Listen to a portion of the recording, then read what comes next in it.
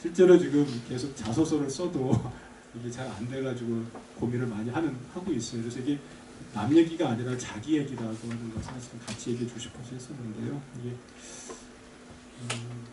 한 번만 실패해도 힘든데 여러 번 이렇게 겪었을 때 앞으로 여기 계신 분들과 있을 것 같아요. 말은 차마 못하고 하다가 소가리를 하는 거죠. 자, 마지막 기회입니다. 본인이 아닐 수도 있고요. 먼 미래일 수도 있고 또 뭐 이미 겪은 분도 있을 수도 있는데 누가 한번 이렇게 하실래요? 자, 주세요. 취업 실패로 여러 번 전자작품을 겪었을 때 나는 죽어라 노력하는데 일자리는 제한되어 있으니 결국 될 사람만 되는 건가?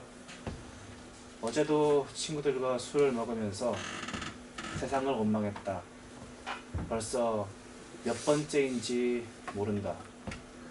자기소개서만 수십 장을 써두었고 자존심을 버려가면서 몇 차례 등급을 낮추어 취업 원서를 냈다.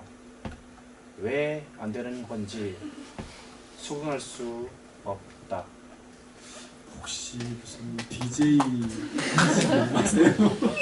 너무 맛깔스럽게 읽어줘가지고 오늘 우리 준비한 것을 같이 내주시면 고맙습니다. 마지막 고민이 무겁긴 하지만 무거운 부분들을 슬기롭게 이겨내는 것을 보니까 있더라고요. 여러분들이 해내더라고요. 내가 해줄 수 있는 얘기가 아니라서 저는 오히려 마음이 편합니다. 이건 박세당이라고 하는 분의 시예요. 박세당이라고 하는 분의 제목이 제가 심장 가진 돌이라고 했는데 본래의 제목은 유석사이 해가지고 사람 같은 돌 이렇게 해요. 그러니까 사람의 모양 같을 수도 있고요. 돌이 딱 서 있는데 꼭 사람인 것처럼 서 있는 돌입니다. 제가 의역을 해가지고 그 안에 심장을 가진 돌 이렇게 했습니다. 그 유홍준 선생이 그랬던가요? 경주 남산에 가면은 이렇게 이 마애불들이 많이 있잖아요. 바위 속에 말. 근데 그걸 표현을 하기를 어떻게 신라의 석공들은 돌 속에 들어있는 불심을 읽어냈을까? 그렇게 표현했던 것 같아요. 참 말 잘하시죠. 그런 거죠. 그러니까 돌이 사람 여기 돌이 있는데 그 돌이 심장을 갖고 있어요. 읽어볼게요. 몇 년을 푸른 산봉우리에 우뚝 서 있었나. 오직 그 시절 깊은 하늘 품었던 것이리라. 설령 겉모습은 예전의 자태 없다 하나 그 안에 분명 아직 식지 않은 마음을 지녔으리. 마지막 구절만 제가 원문만 볼게요. 개중 응유 미 회심 그랬습니다. 개중 응유 미 회심. 개는 그란 뜻이에요. 그 안에 응당 유 있을 것이다. 미 회심. 이 세 글자가 중요해요. 아직 미자에다가 회는 제로 바뀐다. 심 마음심이죠. 아직은 식어서 제가 되지 않은 그런 마음을 품고 있어요.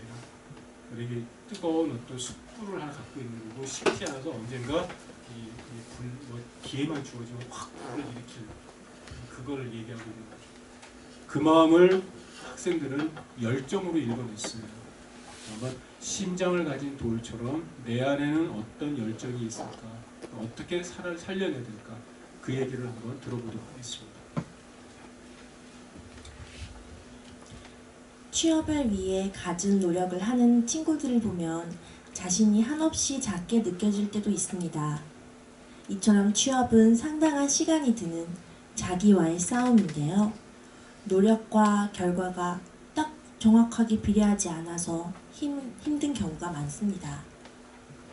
취업에 여러 번 실패했다면 다시 한 번 더 전열을 가다듬어야 할 것 같은데요. 취업은 전쟁이나 마찬가지이기 때문이죠. 마치 오디션 프로그램 같기도 합니다. 오디션 프로그램을 보면 간절한 친구들의 눈빛은 다르게 빛이 납니다. 그리고 최후에는 꼭 우승을 하죠. 당신은 꼭 그 일을 하고 싶은 이유가 있습니까? 혹은 그 회사가 아니면 안 되는 이유가 있습니까? 당신은 지금 이런 질문에 서슴없이 당당하게 대답을 할 수 있는지요.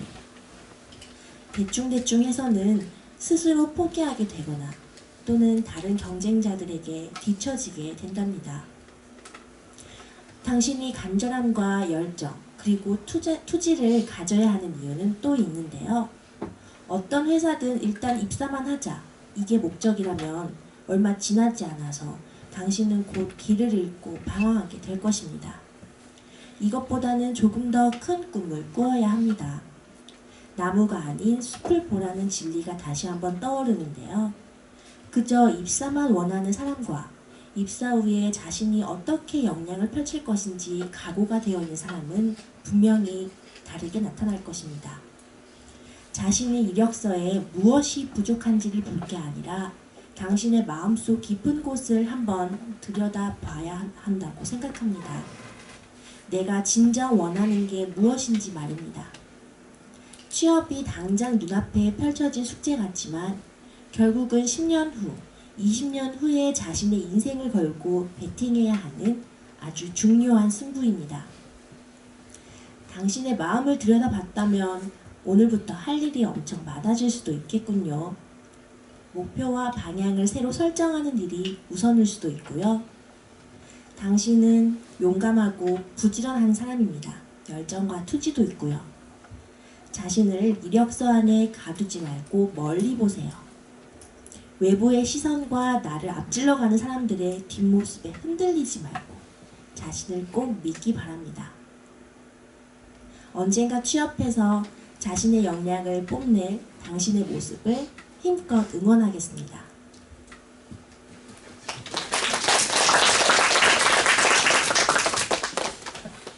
상처를 드러내는 일은 참 어려운 것 같아요. 그래서 특히나 강의실에서, 저는 대학 강의실에서 학생들이 선생님 앞에서 이런 상처를 드러낸다는 건 저는 거의 불가능하다고 생각합니다. 아까 그랬잖아요. 좋은 척, 싫은 척, 가시죠. 다 살잖아요. 근데 이런 이야기를 솔직하게 털어놓아 주었고, 그 다음에 이것을 또 서로 위로해 주려고 어떻게든 노력을 했고, 저는 그 모습에서 희망을 봅니다. 상처를 드러내는 건 무지무지 힘들어요. 그런데 더 문제는 내가 상처가 있는지도 모를 때예요. 그래서 살아가는 거죠. 흘러가는 거죠. 흐르는 대로. 근데 상처를 보려면 뭐가 필요하냐면요. 멈춤이 필요해요. 잠깐 멈춰야 돼요. 그러면 내가 지금 빨리 가고 있었던 건지 아니면 내 주위에 누가 지금 보거든요. 같이 달릴 때는 몰라요. 그래서 멈추는 순간에 나를 들여다보게 되었고 그 상처를 직시하고 더더군다나 그 상처를 바깥으로 드러냈어요. 드러내고 나 좀 위로해 주라고 얘기했어요. 도움을 못 하는 거죠. 난 살아야 돼. 노래 있잖아요. I'm survive. 뭐 노래 있죠. 난 살아야 돼. 그래서 살고 싶어서 손을 내밀었고 그 손을 내밀었던 분을 다른 친구가 잡아주고. 근데 사실은 손을 잡아준 친구도 똑같은 상처가 있었어요. 그죠? 참 묘하죠. 그러니까 그러면서 본인도 이 친구를 위로해주는 말하면서 나 자신도 위로를 받기 시작을 했어요. 저는 위로받고 위로해주는 것은 남들은 이런 얘기를 해요. 대증 효과다. 잠시 그냥 이 파스 붙인 것이지 그 안에 담겨있는 이 상처들을 정말 이렇게 도려내든지 근본적으로 해결이 되겠느냐? 안 되죠. 근본적인 해결은 불가능합니다. 그거는 남이 해줄 수 있는 건 아니에요. 그런데 나는 이런 생각을 합니다. 어느 순간 우리는 잠시라도 자기를 돌아볼 만한 시간도 없었다. 그리고 남 얘기를 하는 것도 더 힘들었어요. 왜 지 것도 못하면서 또 자기 것도 못하면서 남 얘기 참견한다는 얘기를 많이 들었거든요. 그런데 나도 이제 보게 되고 남의 상처도 보게 되고 이러면서 이들 사이에 편안하고 아름다운 관계가 형성이 됐고 그로부터 나는 새로운 희망을 쏠 수 있다라고 하는 것을 기대하게 됐습니다. 정말입니다. 그래서 근본적인 해결은 안 되겠지만 힐링이 근본적인 해결은 되지는 않아요. 하지만 새로운 출발할 수 있는 나는 신의 한 수를 될 수 있다고 생각합니다. 세상에서 힐링하는 것을 되게 우습게 보는 경우도 있지만 저는 어떤 종교적인 힐링 얘기하는 것도 아니고 우리 생활 속의 힐링을 얘기하는 건데 이게 정말 살아가는데 새로운 발걸음을 디딜 수 있는 신의 한 수가 될 수 있다는 걸 저는 동의를 합니다. 혹시라도 시를 읽는 동안에 조금 나는 시를 잘 몰라요 하는 분도 있을 수 있지만요. 시가 아니도 괜찮아요. 재밌는 거는 이 책을 같이 만들었던 친구가 이 책 우리끼리 조촐하게 학교 앞에서 그냥 출판 기념회를 했어요. 모여가지고 몇 개 음식 사가지고 먹었어요. 먹으면서 뭐라 그랬냐면요. 선생님 그래서 나중에 우리 중년 문답도 만들어야 그랬어요. 중년들도 고민 많아요. 선생 문답도 필요해요. 교수 문답도. 교수들도 고민 많거든요. 기자들도 고민 많고요. 하다못해 여기 우리 도서관도 고민 많죠. 각자 가지고 있는 상처를 이해해주면은 더 아름다운 세상이 되고 그러면 더 좋은 출발이 가능하다고 생각합니다. 긴 시간입니다. 사실은 마무리 한번 하죠. 처음에 이 PT를 제작해준 그 서울의 친구가 여기다가 사람을 집어넣었대요. 거기다가 나무 그림인데요. 나무 그림에다가 나무 사진에다가 사람을 넣어가지고 거기 공백에 나를 채워넣으라는 뜻으로 했는데 그렇게 보셔도 괜찮고요. 여러분 스스로가 나무라는 생각을 가지시고 거기 이미지를 잘 생각하시면은 오늘의 사실은 얘기하고 싶었던 것들 다 될 것 같습니다. 청춘 문답의 춘자는 한자로 되어 있죠. 그래서 약간 의미를 주고 싶어서 청년 문답이 아니고 청춘 문답이었어요. 마지막이죠. 네.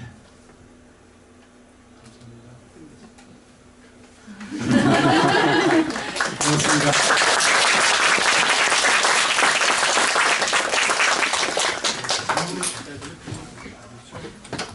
혹시 교수님께 질문하시고 싶은 저한테 안 해도 괜찮아요. 아니면 선배님께 궁금하신 점 자유롭게 없으시고요. 그러면 오늘 수고해주신 저희 교수님이랑 선배님께 다시 한번